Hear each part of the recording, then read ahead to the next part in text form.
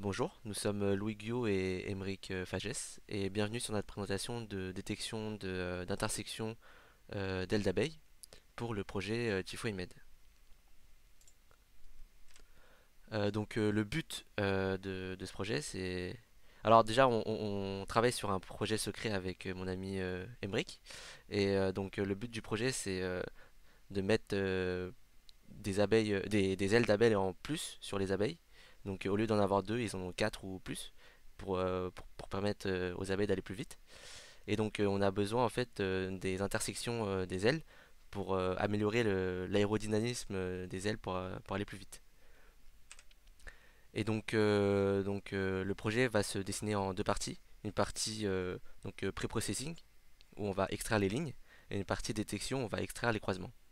Et les deux membres du groupe ont travaillé équitablement sur le projet. Je vais vous parler du coup de la partie pré-processing. Dans un premier temps, en fait, on va essayer de binariser l'image. Et pour ça, on va utiliser le thresholding avec la méthode Otsu. Ça permet du coup de trouver le threshold optimal grâce à l'histogramme de couleur. Ensuite, on va essayer d'enlever les petits objets et les bruits qu'il y a sur l'image. Et pour ça, on va utiliser Remove Small Objects. Et ensuite, on va utiliser des fermetures pour, euh, pour, euh, pour, euh, pour que les lignes soient plus, les lignes des ailes d'abeille soient plus visibles. Et enfin, on va utiliser un skeletonize pour récupérer la structure des ailes ainsi que le squelette des ailes.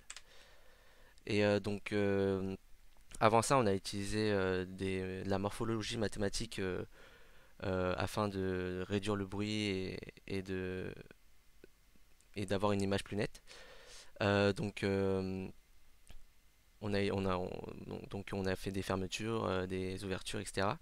On a aussi testé des méthodes de réduction de bruit classique comme du flou gaussien ou de la normalisation. Mais ce qui marchait le mieux au final, c'était quand même d'utiliser Remove Small Objects et Skeletonize ainsi que le threshold de Otsu. Ce qu'on peut faire pour améliorer notre preprocessing, c'est d'identifier et d'enlever les objets qui ne nous intéressent pas dans l'image, ce qu'on ne fait pas, et aussi de lisser les lignes euh, et donc d'avoir des plus petites lignes lorsqu'on fait un skeletonize. Je vais vous laisser Emeric parler de la détection des intersections. Donc pour la détection d'intersection, on a commencé avec des algorithmes assez classiques pour détecter des intersections. Donc,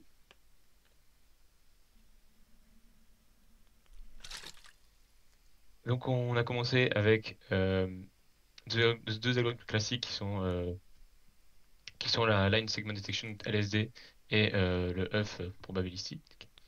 Et on a ce genre d'image-là où en fait on a nos segments issus du pré-processing qui sont segmentés avec des points. Le problème de ces méthodes, c'est qu'en fait, on a plusieurs segments, des fois pour un seul segment. Donc ça pose des problèmes de devoir réussir à ramener ces plusieurs segments à un seul segment. Mais le plus gros problème qu'on a, c'est qu'en fait, on a tendance à avoir des trous au niveau des intersections. Et en fait, on se rend compte que juste avec ces informations-là de lignes sur notre image, on va avoir du mal à récupérer l'endroit où ces lignes vont se croiser et de le récupérer aussi de manière précise. Du coup, on s'est dit qu'on allait essayer de voir autrement comment est-ce qu'on pouvait aborder le problème. Si on zoome sur notre image, on voit qu'en fait nos lignes avec le Skeletonize, elles sont vraiment une largeur de 1 en fait. C'est un pixel de largeur sur notre ligne. Et avec ça, on s'est dit bah, pourquoi est-ce qu'on ferait pas, on ferait pas un parcours sur les lignes de l'image afin d'essayer de trouver où est-ce que sont les croisements. Donc comment va fonctionner ce parcours-là? Euh, c'est un algorithme qui n'a pas de contexte sur l'image, qui regarde que les 8 pixels qui l'entourent. Et dans ces 8 pixels qui l'entourent, il va ignorer évidemment le pixel d'où il vient. Et si dans ces nouveaux pixels qu'il rencontre, il voit un pixel, il sait qu'il continue sur une ligne. S'il voit 2 pixels, il sait qu'il vient de rencontrer en fait une intersection. Et s'il voit plus de pixels, eh bien il sait qu'en fait il est à la fin d'une ligne. Et pour éviter de segmenter les petites lignes qui sont un peu du bruit issu du pré-traitement, on considère qu'une ligne en fait va être segmentée que si elle fait 60 pixels de long. Donc avec ça, on a des résultats plutôt convaincants. Alors on voit ici qu'on arrive à plutôt bien mettre des points sur les intersections, mais que néanmoins on n'a pas des points sur toutes les intersections qui nous intéressent. Si on regarde maintenant sur une image réelle, eh bien, on voit qu'il y a des points qui sont bien segmentés, mais on a aussi des points qu'on n'arrive pas à trouver et d'autres points qui n'ont rien à faire là. Mais ça, c'est plutôt à cause du pré-traitement que à cause de l'algorithme qui suit. Donc, comment est-ce qu'on pourrait améliorer l'algorithme en général? Déjà, on pourrait avoir un meilleur pré-traitement, comme on a parlé, Louis. Ensuite, on a des croisements qui ne sont pas reconnus. Alors ça, c'est peut-être à cause de la condition qu'on met qu'une ligne doit faire au moins 60 pixels. On pourrait trouver une condition qui est un peu plus dans le contexte de l'image, par exemple.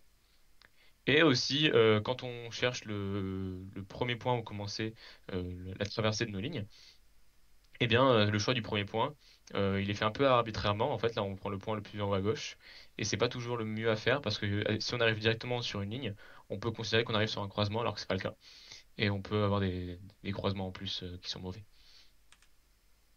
Voici notre bibliographie, et merci de nous avoir écoutés.